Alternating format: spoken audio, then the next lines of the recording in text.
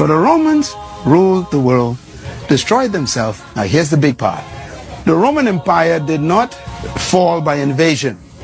It fell by disintegration. Disintegration means it fell apart, like a piece of cake that just broke up in little pieces. That's how the Roman Empire fell apart. Well, you just broke up. And what happened was everybody scrambled for power.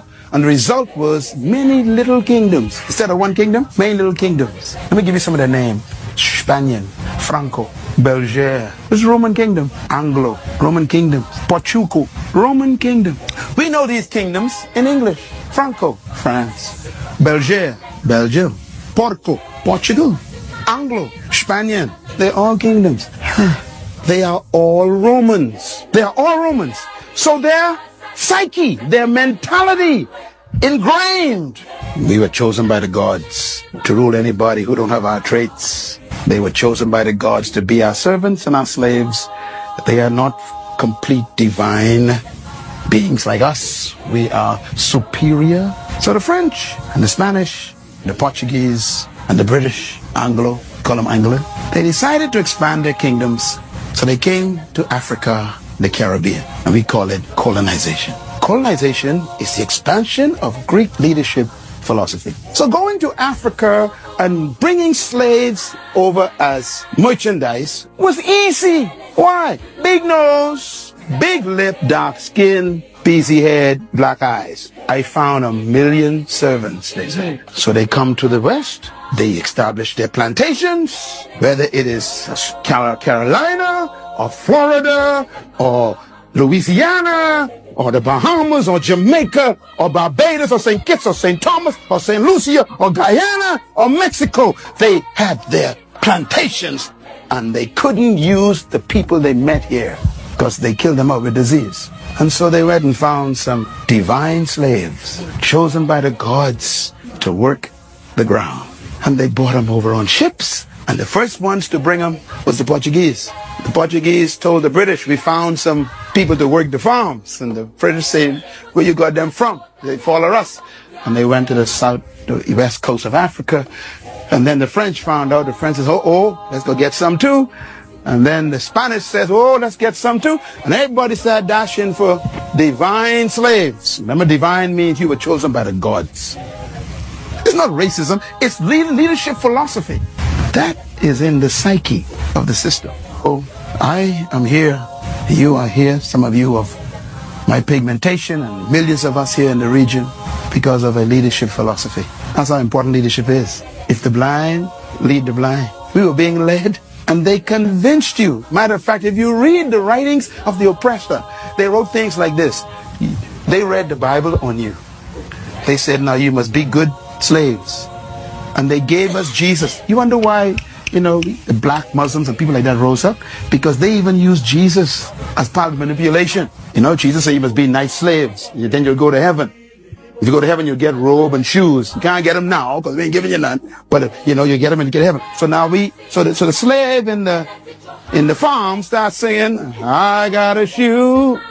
Massa, you got a shoe. All of God's children got a shoe. But I ain't gonna get mine until I go to heaven. I'll walk all over. See, in other words, you get yours now, Massa. I can get mine when I go to heaven. All of that is brainwashing. Those songs that we used to glory and call Negro spiritual, you need to read the words of those songs. They are strong songs of conversion for your mind to make sure you never rise above. I used to sing them, so don't look at me funny. I was born in a little town called Baintown. That was a village of slaves. I'm trying to show you where leadership problems come from. So for 394 years, they ruled these islands, and they made all of us believe you were born to clean my house. You were created to plant my corn. You were sent by God to wash my clothes and cook for my children. And so there we were stuck in the back room. Oh, by the way, you ain't got no charisma, so you must be seen and not heard. You see, that's part of the system. So you're supposed to work, but no one's supposed to see you. And so the little slave walk around the house cooking, and they ain't supposed to be around when master got friends. See, the whole thing, that's why some of y'all are timid. You're so timid today, and you think you're cool. Timidity was taught. That is why when a man of my pigmentation speaks up, it makes them nervous, because you ain't behaving. Some of y'all wonder why they thought Martin Luther King was a problem. Because he was a black man talking loud. You ain't supposed to talk loud. Stay in your southern church, house church with a stained glass window and shout by yourself. Don't come out here telling us we're wrong. That was the problem. It was a leadership problem. To tell Miss Rosa Parks that she's in the wrong seat was very natural for them. You don't understand. You say, there ain't no prejudice. This is the conditioning of the culture. You ain't supposed to sit here. Yeah, but I'm a human. You ain't no complete human. See? The gods told us where you're supposed to sit. In the back, they say.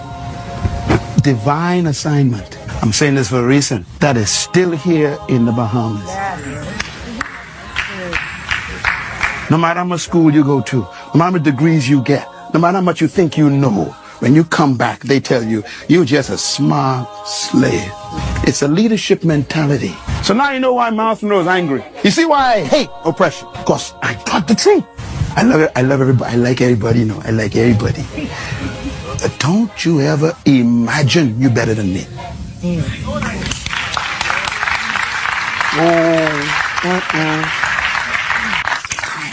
You think you're better? I draw a line. Cross that. That's a bend down talk. You don't know about that. And if I draw a line, that means fight start.